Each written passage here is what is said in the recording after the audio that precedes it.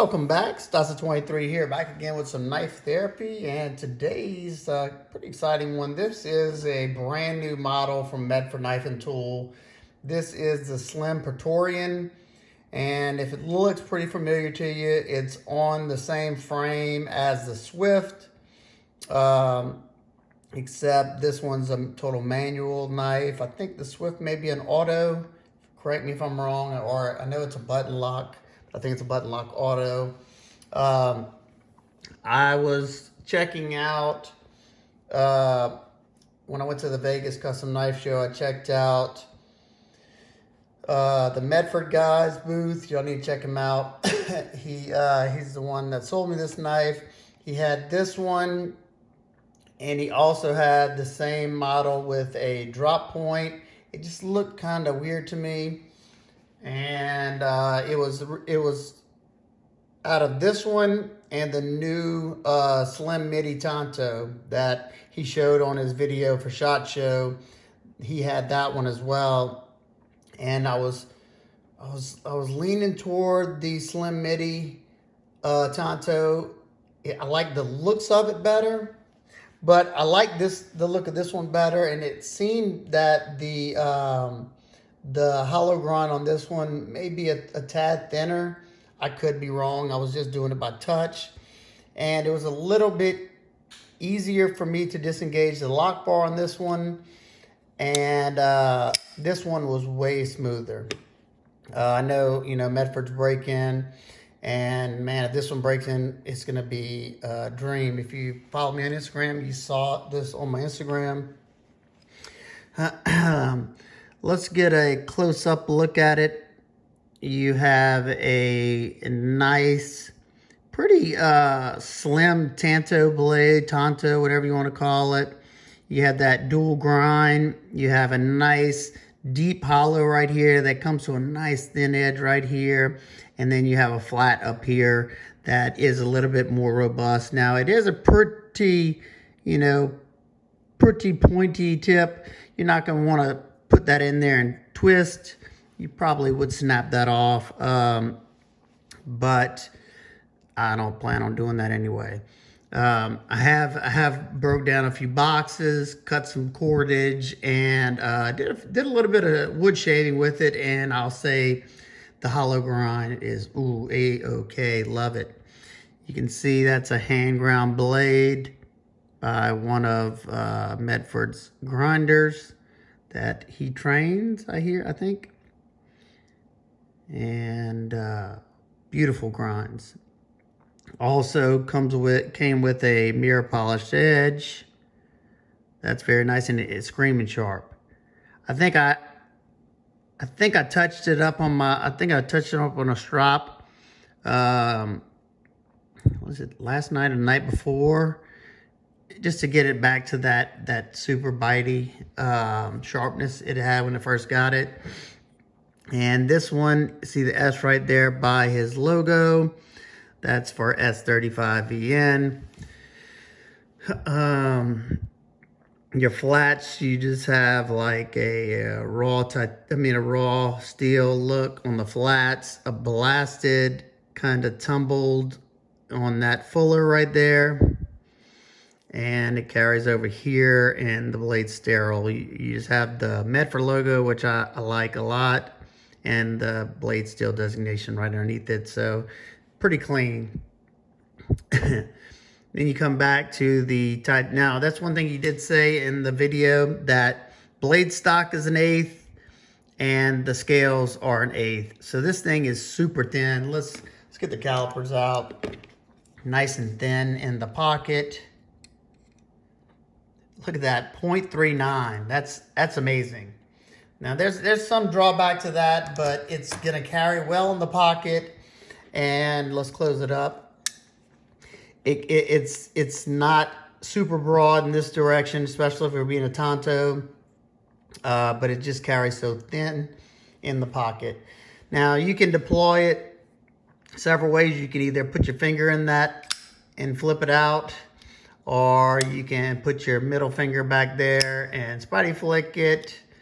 You can slow roll it, however you so choose. you can do it. Probably wasn't supposed to do that, but I live life on the edge. You can see you have the Medford proprietary hardware to keep you out of that pivot. No, I have something that fits that, but I'm not going to get into it because I don't need to. Look how smooth this thing is. Woo! Got to be careful, it will guillotine me. He talked about this right here. You see this point that he ground there? It's not just for aesthetics, and it's not just to knock that sharp edge off of there. You have just enough point, and he said he did that to hold the knife like this and to just tap the corner of a window or glass just to break it, because you don't have to hold it like this and do like that. That way, he said you'd be cutting up your arms, and I know what that's like. I had to do it for somebody who locked a baby in a car, and it was not the easiest task for me because it was a BMW and they have that shatterproof glass even in the passenger and the back windows. So be aware. If you use a carbide glass breaker on something like that, it's going to take a lot, even in the corner. But, you know, that's neat. You know, it's probably something I won't ever use, but you never know. You know, if I get trapped under the water in my vehicle or something, and I got to break my window, hopefully I'll have something like this or something with a glass breaker. As you can see, you got that hidden stop pin that follows a track right here. You can see it right here, and then whenever it's in the open position, it's closed as well. So nice and clean. I'm glad there's no jimping up there. You got a nice flat spot to put your finger on there. I don't feel like I'm gonna slide off either way. The ergos are, I'd say, decent. That's one thing that I did notice whenever when I was doing bearing down cuts, pushing hard and squeezing. I noticed the inside of the scales right here kind of, you know, they're not sharp, but they're 90 degree, you know. And I noticed bearing down that the inside of these right here, especially it being so thin right here and so thin in this area, when you're bearing down on it, it's not the most comfortable depending on how you're holding it. If your fingers fall just right, it's okay.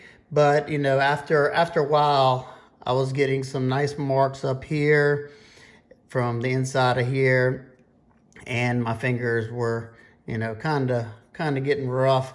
But I mean, that may not be the issue for the average person. I mean, look at that. The lock bar is flush with the show side scale. He has milled out a spot right there. And if you do I call it the claw, like Medford does it, by putting your finger underneath there, it's very easy. But if you go to slide it like this, that being a hard edge right there is not the most comfortable because it does have a good bit of lock bar pressure. But if you do put your fat of your thumb in between right there, you can get it pushed over pretty easily. So I mean, if I'm set up like this, I will do it like that. It's pretty comfortable. It doesn't hurt anything, and you know, it's just another method to do it. I may eventually, you know, I might do a follow-up after I've gotten even more use on this knife, but I want to kind of show it off while it's, you know, while it's still fresh. I don't know how many videos I have on this exact model. I love the finish work that he does. This one, he only had two of them. The drop point had a blue scale, and then this one, the drop point, I just didn't like the profile of the drop point. And I'm not usually a Tanto guy, and somebody said it on my Instagram that this isn't a knife they thought I would pick, and it's not. It's really not, but it's all about, I like good slicers. I like smooth knives. I like aesthetically pleasing knives, and it checked all those boxes for me. I've been wanting to get a slim midi, and this one just happened to beat out the slim midi that day. But there you go. Well, I'm going to wrap it up because my dog's going to go crazy. The only thing that I didn't love is the pocket clip, but I can live with it. or I can probably fit something right there. We'll see. Lock up solid as a rock. As soon as my dog starts going crazy, I'm gonna let y'all go. But get some quick size comparisons. Here's a Strider S&G. The S&G is a good bit bigger in every dimension. And here is something I've seen, company J-Cape. Both of these are much larger in size. And one more quick size reference, the Spyderco Para 3. And as you can see, the Para 3 has about the same grip area, maybe a little bit shorter, but you have more blade packed into the slim Praetorian. That's something I want to check out. Good blade to handle ratio.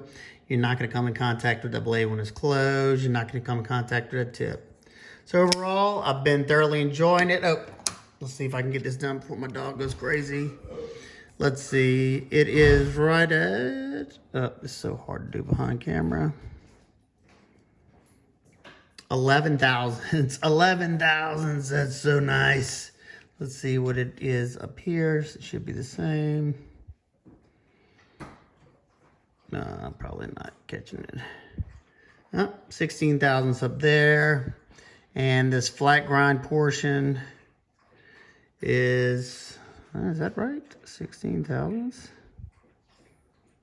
Let's see. 14 thousandths? Wow. So the Tanto is pretty thin as well. So there you go. If you have any questions, comments, concerns, please leave them down below. I don't recall how much I spent on this knife, so if I can remember or I see it on Medford's site, I will try to leave it down in the description box.